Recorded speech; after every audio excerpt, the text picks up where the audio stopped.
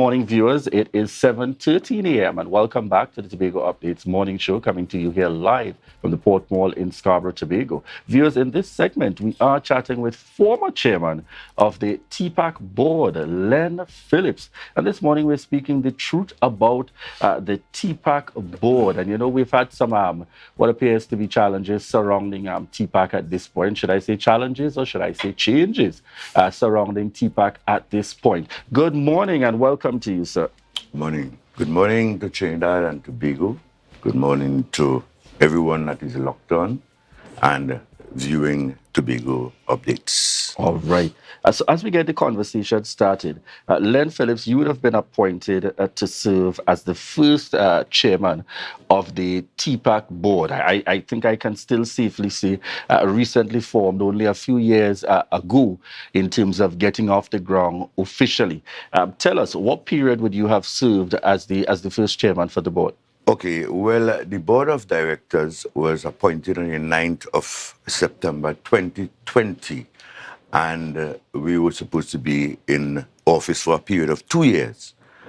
Prior to that, however, there was an attempt to set up a Tobago Performing Arts Company, and there were several persons who would have worked on creating the draft for the policy and stuff like that to govern this company. But, you know, strange enough that the board of directors on that particular company didn't really kick off. Only had three persons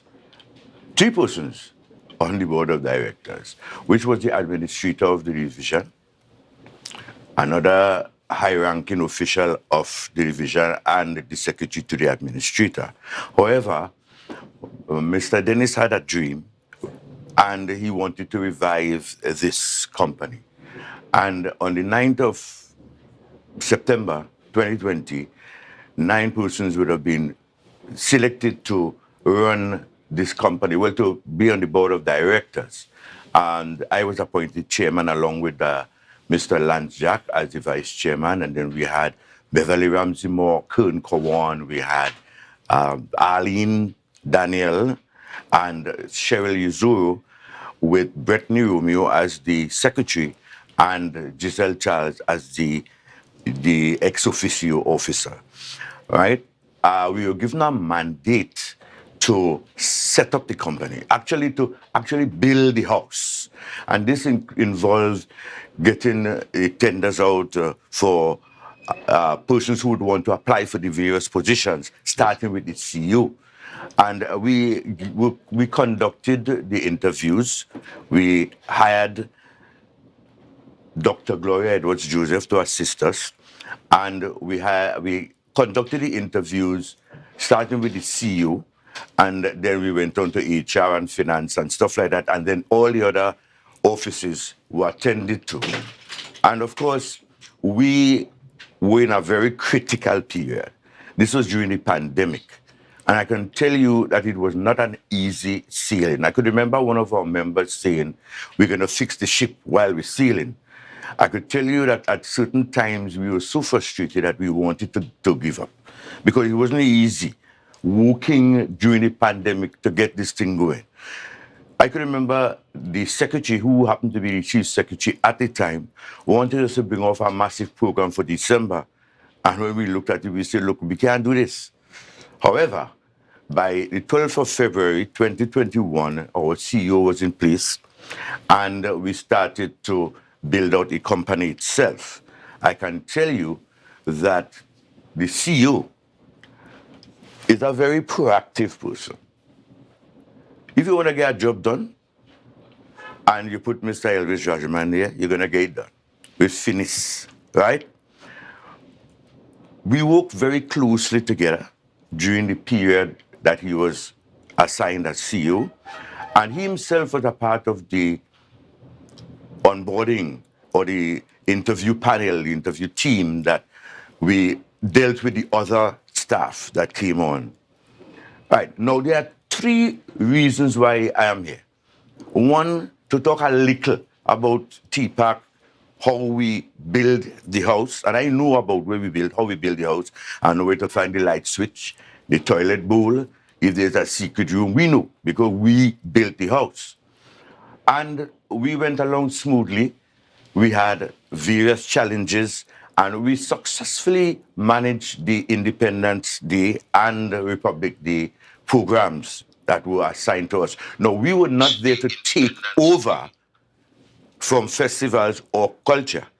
Actually, what TPAC was mandated to do was to set up an orchestra. There were $2 million that were approved for the purchase of equipment, musical equipment. We had all the staff persons in place in terms of people like Justin Peterkin and O.J. Richards and a host of other different professionals that we had. And we were supposed to have collaboration with the Division of Culture, where TPAC was supposed to be engaged in training of Tobagonians in the various disciplines, cultural disciplines. We had art and dance and film and music and all this kind of thing. And these persons were supposed to utilize and combine with the tutors at culture, go out into the communities, train people, have training sessions at Shaw Park Complex. As a matter of fact, there are 3 floors to the back of Shaw Park Complex that were given to TPAC, along with several different office spaces. And these floors were supposed to house the dance floor, the film and drama and stuff like that. There was also supposed to be an area where the musical equipment would be stored and our recording studio, and all these things were in trail. However, we went along, as I said, smoothly until we came to December the 6th. December the 6th was election day. And of course, everybody knew that we were in a balance and the PDP won the election. It was said of the Chief Secretary that no board will be recognized after December 31st. All right, I could remember that I was also in a function at Shaw Park Complex on the 17th of December where I spoke in the capacity as chairman of the board of directors of TPAC. And we expected that everyone was going to resign. As a matter of fact, I was the first person of any board in Tobago that tendered my resignation. My resignation letter indicated that I was willing to continue if considered, and also indicated that it was given pending the appointment of a new board. I didn't put a date to say I resigned on the 14th or the 13th with immediate effect, as the case might be. However, to our great surprise, at the end of December, or coming to the end of December, we all received payment up to the 6th of December. That is my first problem. I contacted the CEO. I said, where's this? I said, why are we paid up to the 6th of December? That is election day. He told me that you have to remember that we were appointed and not contracted. I said, what does that have to do with that? To this date, we have not received our balance of our stipend payments. I've written to the secretary concerning it. I got a letter, a response saying that they acknowledged the letter, and then nothing happened. And I sent 2 other correspondents, this time to the chief secretary, to the administrator, to Mr. Rajman, and to the secretary. And to date, nobody has thought it fit to respond to that. As a matter of fact, it looked as though when the new party came in, all they were concerned about is getting rid of those who were there. Probably we belong to something that they didn't approve of, right? But the thing is, the second point with me, that's the first point, is that we are not paid, we are paid up to the 6th of December. I cannot understand how we're going to justify that, because the 6th of December is election day. Nobody in handover, nothing yet. Nobody in getting to office. There's no secretary in place, no chief secretary in place. All we know that the government has changed in Tobago.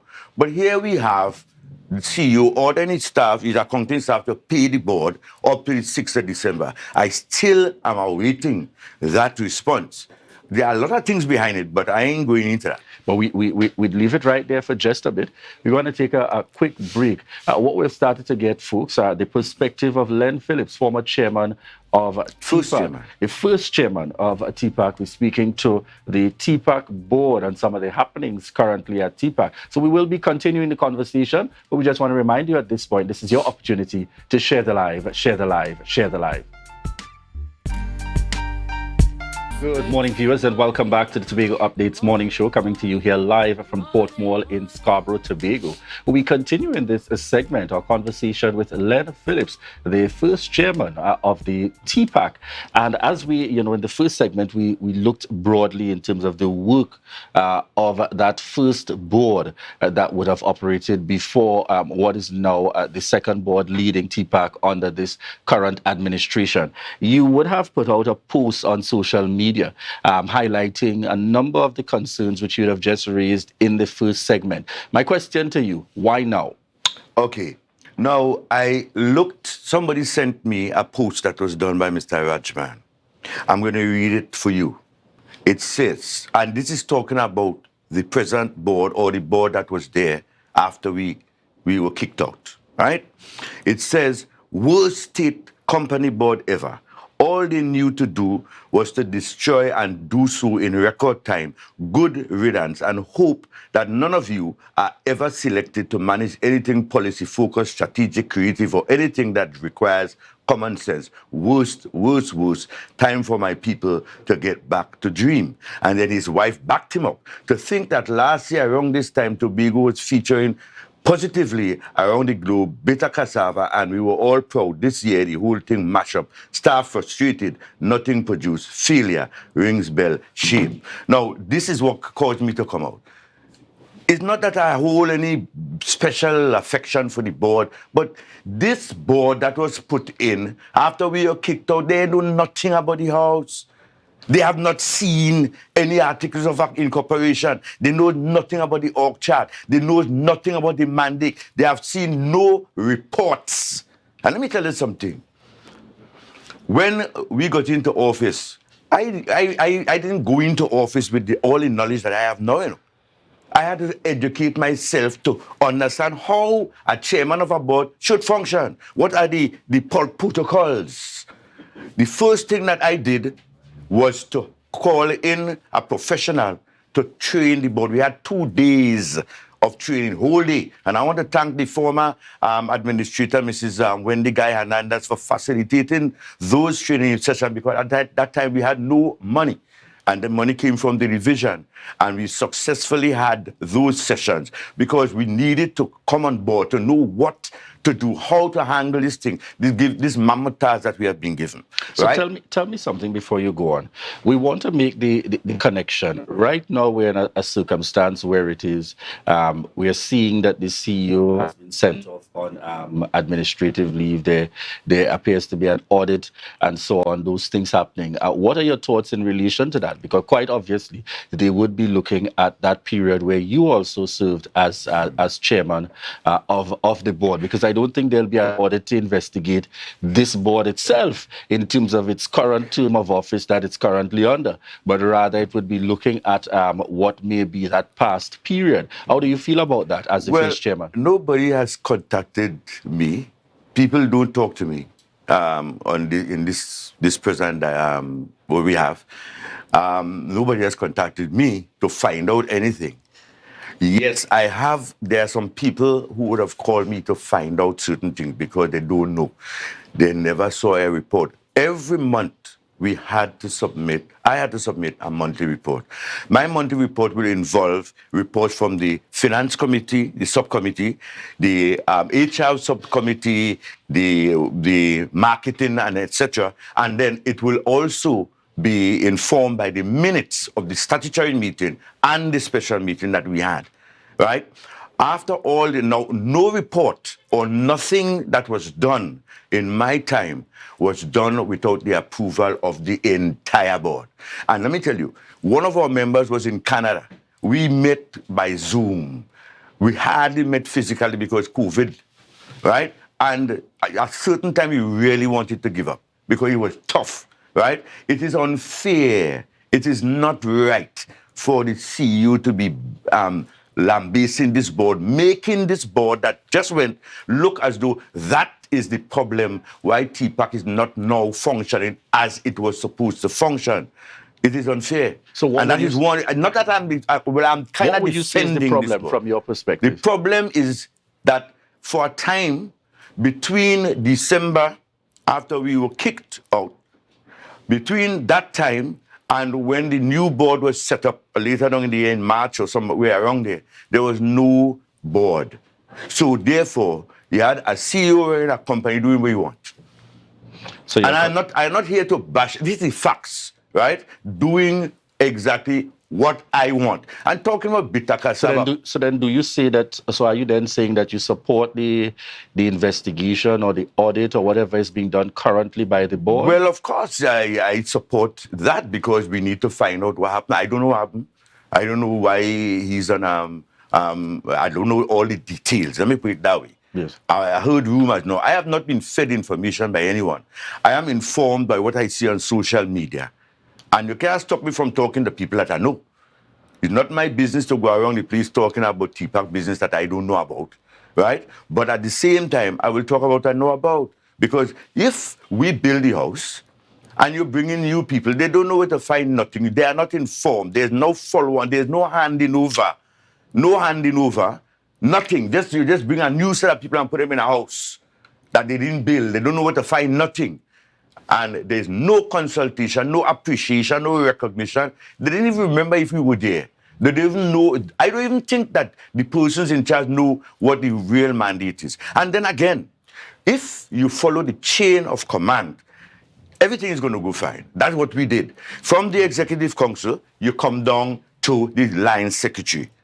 The line secretary, then you have the board of directors, and then you have the CEO/executive assistant, and then you come down to HR, finance, and the other portfolios. If you follow those chains of commands, then you don't have a problem, right? But if you have the chairman of the board, now I am not saying that happened. I'm just saying if you have the chairman of the board in a compromising position, either with the administrator or with the CEO or with the secretary, then you have a problem. Is that an allegation that the chairman of the board is in a compromising position? It is alleged. All right. It is alleged. All right, folks. So right? Yes. But we just out of time this morning. I do have courthouse clues, but I have evidence. All right. Very interesting perspective here coming from the first chairman of TPAC, Mr. Len Phillips, this morning in this first segment. We want to thank you very much for joining us here on set, giving his perspective and his opinion in relation to the CEO and the current board in terms of its operations for TPAC. Viewers, we want to thank you so much for continuing to choose the Tobago Updates morning show. And at this point, we want to remind you that this is your opportunity to share the live, share the live, share the live.